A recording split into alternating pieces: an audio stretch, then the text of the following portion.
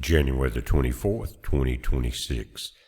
Guys, a lot of you watched that long live stream today. It was about 6 hours, I think, maybe 5.5, 6, somewhere right in there. About 7,000 folks watched it. Now, I know sometimes that's boring, but it's it's like keeping your pulse or your hand on the pulse of the nation, especially if you're concerned about what's going on, because if the Dems take back over, guys, we're going to have to be the ones instead of the movie stars moving to Europe. You understand what I'm saying? Anyway, I'm glad you guys came over there and saw it.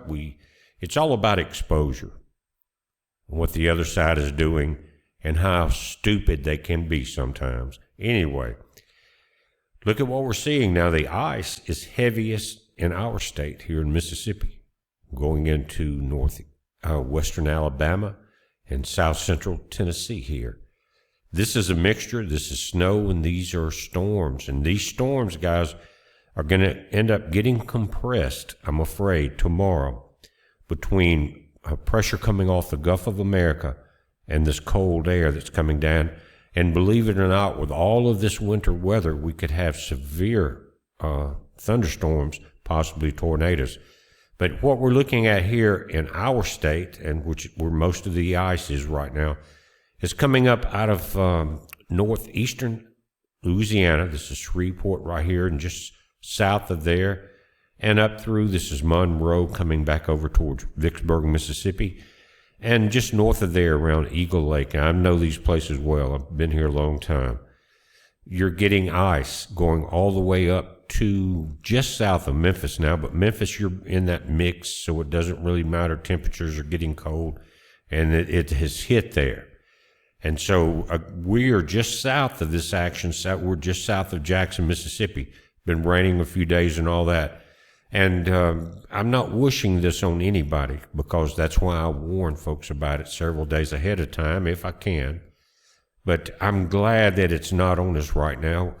It's hard enough to deal with if you got a little animal rescue like we have to keep. It's hard enough to deal keeping yourself and your wife warm, but you got to make sure everybody's warm and everybody's fed and happy.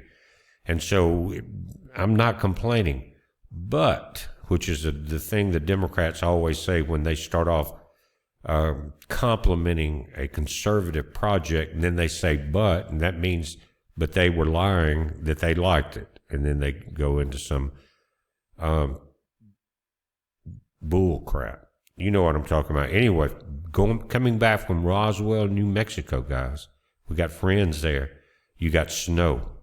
And the temperatures did not seem that extreme from talking to some of my friends there, but there's higher elevation areas and all where it is. Amarillo, Texas went from the freezing rain and ice to snow. Oklahoma City, the same. Wichita, Bentonville, Arkansas, Kansas City, St. Louis, Springfield, Louisville, Columbus, Charleston. The snow is all the way across this section. Now, you've got the mix still in Nashville, lower Tennessee, southern Tennessee. You've turned to ice. And what is happening, guys, is even though they came in and salt-brined a lot of these highways earlier, even down into, like I was talking about earlier, in Oxford, Mississippi, you get this rain coming in, and then you get ice on top of that and snow. Then the brine really they would have to come back, scrape the roads, and redo it. It has a short-term effect, so you don't need to be out on the highways. Now, I want to show you some information from some forward-moving models. And the reason I'm doing that is because we're seeing short-term information here. But I got a feeling that my luck may run out right down in this area before this is said and done. I hope and pray not. I've done everything I can to prepare, make sure everybody's warm, safe, snug, have food. But when the power goes out, it makes that about twice as difficult. Now, but I do have wood and backup for those, but it just makes it a lot harder, especially if you're old like me, and it gets a little harder to get around and get all these things done. You understand what I'm saying? So it's not going to hurt my feelings at all if the ice stays north of us. But I'm afraid it may not. Let's take a look. Now, the WRF model is the same one that we check out a lot of times during hurricane season.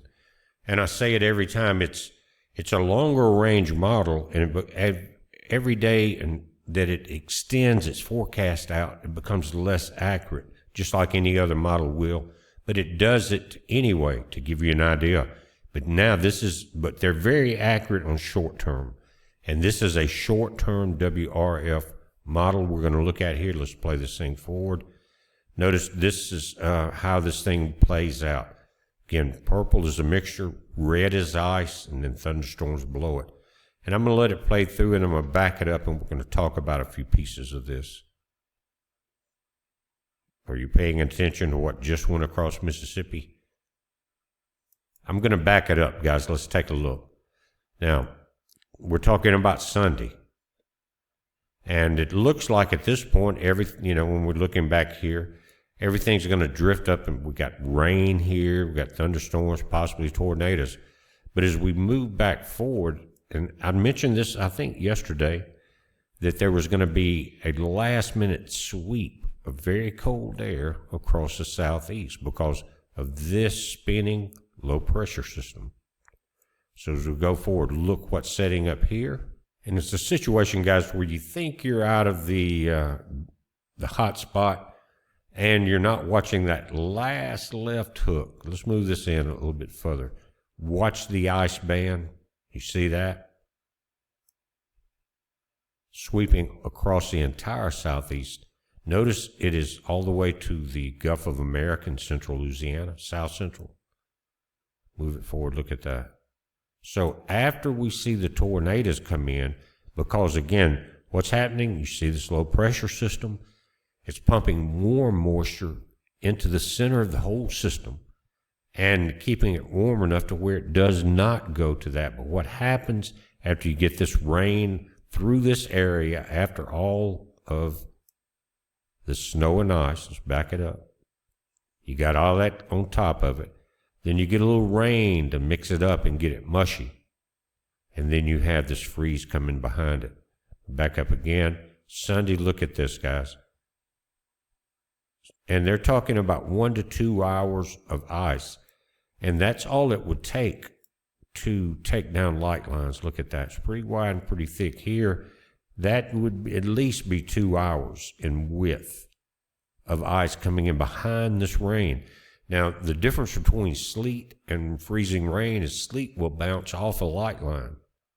Freezing rain just clings to it, melts, and adds a weight down. So sleet is actually much safer as far as power outages than freezing rain. But we're not out of it, guys, and that's what I wanted to point out. Again, I would be very happy if it stayed north of us, and I guess that's kind of selfish in a way. But when you've got your hands full, any break you can get makes a big difference. Now, it's 5:54 p.m. as we're watching this, and this is live images. Now, let's look at the CONUS, or the Continental U.S. satellite images. It is 5:55 p.m. Central Time, 40 degrees, real feel 38, and it is dark outside already. But you're looking at an incredibly wide swath of moisture, possibly 1,000 miles wide coming through here. And what's happening, guys, you see the low pressure system that's been setting off in the Pacific, that pulling some moisture in, but it's still, the engine is still in place here. What does that say? Look right there. See that? That is tropical moisture. In other words, it's coming out of the Pacific tropical convergence zone along the equator, which means it's very warm and moist. Add that to many states getting a little bit of help from some seeding, and we're setting up for a good bit of moisture. Why they do it, I don't know. I guess they have their reasons. But anyway, regardless if they never did it, we have a situation here that everyone has to pay attention to. just as, again, going that extra time stamp or that extra few hours on the model that we looked at, showing that sweep through the Deep South, is the main thing that people need to be aware of. We know what's happening everywhere else, and just as it appears to look like we're out of the danger zone, and what I'm talking about is southern Louisiana, through Mississippi, through Mobile, Alabama, through the Florida Panhandle, and a second wave going up through Georgia and the Carolinas. Anyway, guys, I'm not going to draw this out much longer. I just want to show you the infrared. This is where our moisture is, guys. Again, look at Louisiana and Mississippi here. And it's setting up a lot of moisture ahead of that sweep of very cold air that's going to turn this to ice. And you can see the rest of the nation. Lake effect snow is very deadly right now. Four Corners, you're starting to get a little bit of break, but there's still some moisture coming off that low pressure system that was spinning off the California coast, right in that area there. We got to deal with this, and we can. You guys stay safe, stay off the highways. If you're south of where the mess is now, you may not even be able to get gas and water and food. I've seen a lot of videos about Walmarts and different stores like that are very low on supplies, extremely low in some cases. Walmart here 2 days ago was out of the propane, the fuel canisters and things like that people use for the lanterns and their little buddy heaters. They were out. People were getting prepped. Anyway, guys, I hope you did. I hope you're safe. And guys, I hope you're not entangled with this. If you're not, but you know someone in the area, please try to call them and contact them. Again, live U.S. power outages, type in poweroutage.us. You'll get there. Remember this morning, Texas was the only state lit up. It's at 49,046 customers that are without power.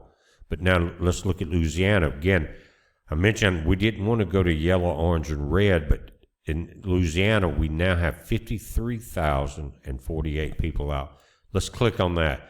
And what we're seeing is in DeSoto County, south of Shreveport, guys, coming across the I-20 corridor. See that? And here in East Carroll County, this is the line. That's where the ice is at right now. You may have a few outages not showing many south of there, 64 Madison County. But again, 1,700 East Carroll. Richland County, 669. Ouachita County, 30,547. Again, my point is that if you know folks in this area, you need to call them now. Think about I-20 coming out of Dallas, skirting across here, going to Vicksburg, Mississippi, Shreveport, Monroe, the other towns here. DeSoto County, again, 9,000. But here, 30,000, Ouachita County. Call the people there. And if you guys are there, I hope you are safe. I hope you're prepared. Make sure that you stay warm and dry, and don't get out on the highways. Even if you don't think you have enough supplies to make it, at least wait till daylight where you can see. And you may not want to do it then. Anyway, guys, this is what we're dealing with, and I want you to keep an eye on it. Of course, your pets, people, pets, plants, pipes, right? In that order. And they all mean a lot. So I appreciate you watching, guys. Check on your people if you're not in these areas. So heads up, be safe.